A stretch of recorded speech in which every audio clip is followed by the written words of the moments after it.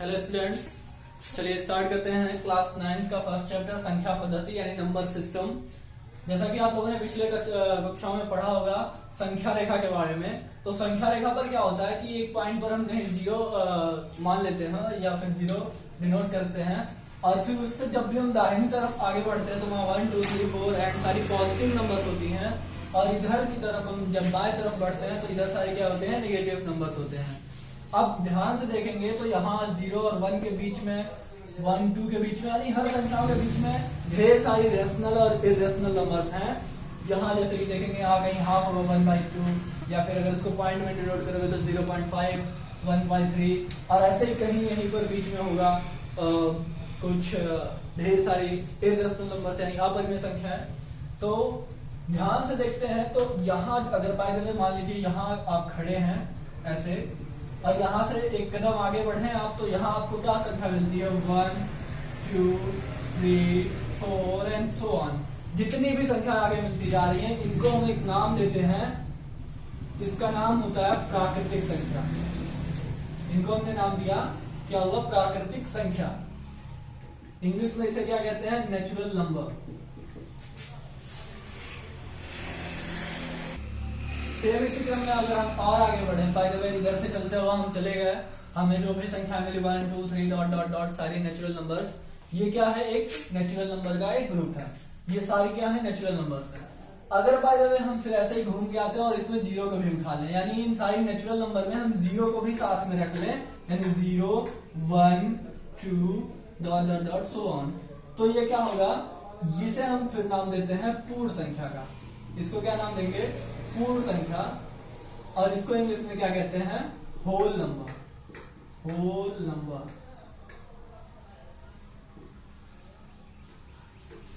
अब ध्यान से देखिए, ये जो नेचुरल नंबर है ये स्टार्ट होता है n से, यानी अगर हम कोई कहीं पर लिखा हुआ दे दिया जाए माना संख्या n, तो ये क्या होगा, प्राकृतिक संख्या, यानी n फॉर नेचुरल नंबर। सो प्राकृतिक संख्या को हम n से भी डिनोट करते हैं। इसी क्रम में पूर्ण संख्या, पूर्ण संख्या को हम डिनोट करते हैं w से।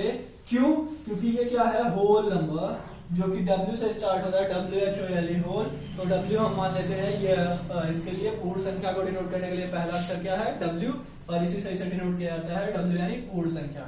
सेम इसी क्रम में हम इस तरफ और आगे बढ़े, यानी बाई तरफ और आगे बढ़ते जाए, तो इसमें और भी ढेर सारी संख्याएं हमें मिल जाती हैं, जैसे 0 1 2 3 डॉट डॉट डॉट। ये सारी संख्याएं को हमने दाहिनी तरफ जाते हुए लिया था, 0 आया, वापस आए तो 0 को इंक्लूड किया तो पूर्ण संख्या बन गया। और इसी में अगर हम और इधर बढ़े, यानी नेगेटिव नंबर्स को भी ले लें, -1 -2 -3 एंड सो ऑन, ये सारे नेगेटिव नंबर्स को भी इंक्लूड करने पर जो हमें ग्रुप प्राप्त होता है, यानी जो संख्याएं प्राप्त होती हैं, उन संख्याओं पर नाम देते हैं हम पूर्णांक से। इनका नाम होता है पूर्णांक। तो पूर्णांक को हम बोलते हैं इंटीजर, INTEZER। लेकिन इनको हम जो डिनोट करते हैं उस संख्या, उसका नाम क्या है, Z।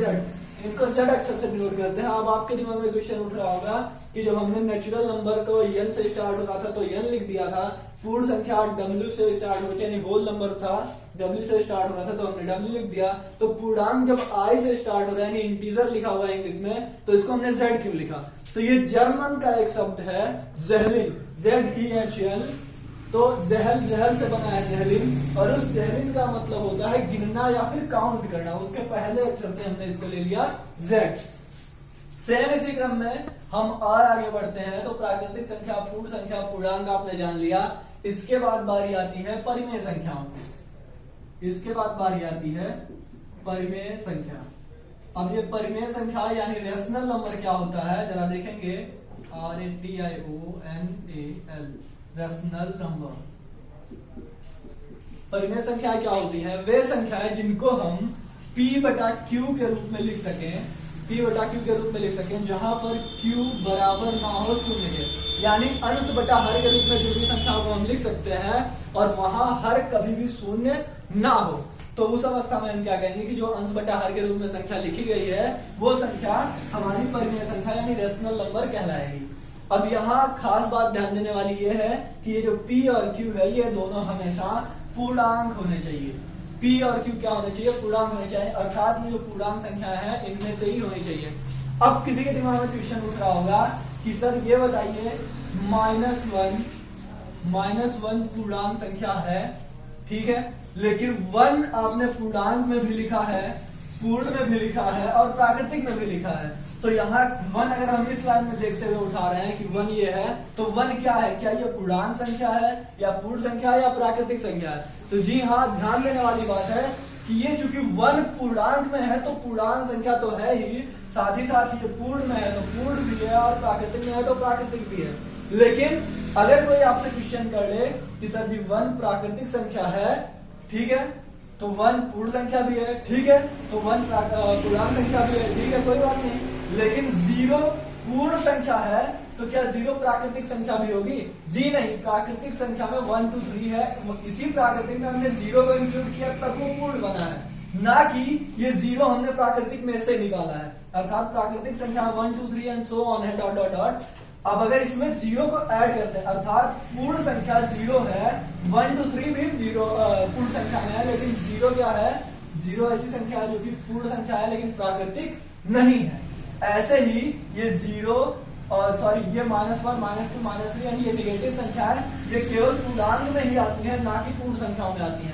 अर्थात यदि आपसे कोई कह दे कि -1 क्या पूर्ण संख्या है, तो आप कहेंगे जी नहीं, ये केवल और केवल पूर्णांक संख्या है। लेकिन 0 1 2 3 ये सब क्या है, पूर्णांक संख्या है। अर्थात जो संख्या प्राकृतिक है वो पूर्ण भी होगी, जो पूर्ण है वो पूर्णांक भी होगी, लेकिन जो पूर्णांक है वो जरूरी नहीं है कि पूर्ण हो, और जो पूर्ण है जरूरी नहीं कि वो प्राकृतिक भी हो।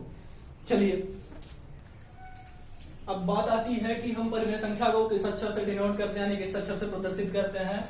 तो ये रेशनल नंबर यानी परिमेय संख्याओं को हम डिनोट करते हैं Q से। इसके बाद बारी आती है अपरिमेय संख्या की। अपरिमेय संख्या अर्थात इरेशनल नंबर, अर्थात Q से यानी परिमेय संख्याओं से जो छूट गए हैं, अर्थात जिनको परिमेय संख्या वे थी जो P बटा Q के रूप में लिखी जा सके, जहां Q does not equal to 0 यानी Q शून्य ना हो, यानी हर शून्य ना हो। लेकिन ये अपरिमेय संख्या वे संख्या होती है जिनको हम P बटा Q के रूप में लिख ही नहीं सकते हैं। हम लिख ही नहीं सकते हैं कि वो P बटा Q के रूप में लिखी जा सके। जैसे परिमेय संख्या को हम लिखते हैं तो P बटा Q यानी अंश बटे हर के रूप में लिख सकते हैं। तो ये कैसे लिखेंगे, 1/2, 1/3, 2/5, ऐसे ही जो भी संख्या लिखेंगे हम अंश बटा हर के रूप में, वो सब क्या है, परिमेय संख्या है। लेकिन ऐसी संख्या जिनको हम बटे के रूप में ना लिख सकते हैं, तो क्या होगा, अब अंश ऐसी को बहुत सी सारी संख्या होंगी जो कि हम नहीं लिख सकते P बटा Q के रूप में। जैसे सपोज करते हैं करड़ी में 3, करड़ी में 2 और भी बहुत सारी संख्याएं हैं जिनको हम इस रूप में नहीं लिख सकते हैं। तो ये क्या होगा, कहाँ होंगी ये सारी संख्याएं, जैसे ये करड़ी में 3 है, करड़ी में 2 है, ये होगा तो कहीं यहीं पर सपोज करते हैं, यहाँ कहीं होगा, यहाँ कहीं होगा। लेकिन सबसे बड़ी और सबसे खास बात ये है कि ये इस लाइन पर तो शो कर रही है, लेकिन हम इसको लिख नहीं सकते अंश बटा हर के रूप में, इसलिए ये क्या है, अपरिमेय संख्याएं हैं। अब देखिए ध्यान से, हमने 0 को 1 2 3 लिया था यानी प्राकृतिक संख्या, उसमें 0 इंक्लूड किया तो पूर्ण संख्या, और फिर ये निगेटिव ऐड किया तो पूर्णांक बनी। इसमें देखिए 1/2 और ऐसे ही ढेर सारी बटे वाली संख्याएं, 1/2, 1/3, 2/5, ऐसे ही ढेर सारी संख्याएं जो भी आपके मन में आ रही हो, विचार में आ रही हो अंश बटे हर के रूप में, वो सारी क्या है, परिमेय संख्या। उनको भी उसमें ऐड कर लिया तो वो पूरा ग्रुप किसका बन गया, परिमेय संख्याओं का ग्रुप बन गया। अब उसमें यदि हम ऐड करेंगे सर्च 3, सर्च 2 और भी ढेर सारी चीजें, वो क्या बनेंगी, वो ग्रुप बन जाएगा अपरिमेय संख्याओं का। तो अपरिमेय संख्या और ये जो परिमेय संख्या, अभी तक तो जो कुछ भी ऐड किया सब परिमेय संख्या बनी, और कुछ अपरिमेय संख्या जिनको हम P बटा Q के रूप में नहीं लिख सकते हैं, तो परिमेय और अपरिमेय दोनों संख्याओं का जो ग्रुप बनेगा, यानी परिमेय संख्या Q और सपोज करते हैं अपरिमेय संख्या यानी Q डैश, इनका जो पूरा ग्रुप होगा, पूरा ग्रुप कॉम्बिनेशन होगा, वो बनेगा रियल नंबर का ग्रुप। क्या बनेगा, रियल नंबर का ग्रुप। रियल नंबर यानी वास्तविक संख्याएं। क्या होगा, वास्तविक संख्याएं। तो ये पूरा हमारा बनता है वास्तविक संख्याएं क्या होती है, परिमेय संख्याएं तथा अपरिमेय संख्याओं के पूरी संग्रह को हम क्या कहते हैं, रियल नंबर या फिर वास्तविक संख्या। अब क्वेश्चन आता है कि क्या अब भी इस नंबर लाइन पर कुछ शेष रह गया है? जी नहीं, अब इस नंबर लाइन पर किसी भी प्रकार की कोई संख्या शेष नहीं है।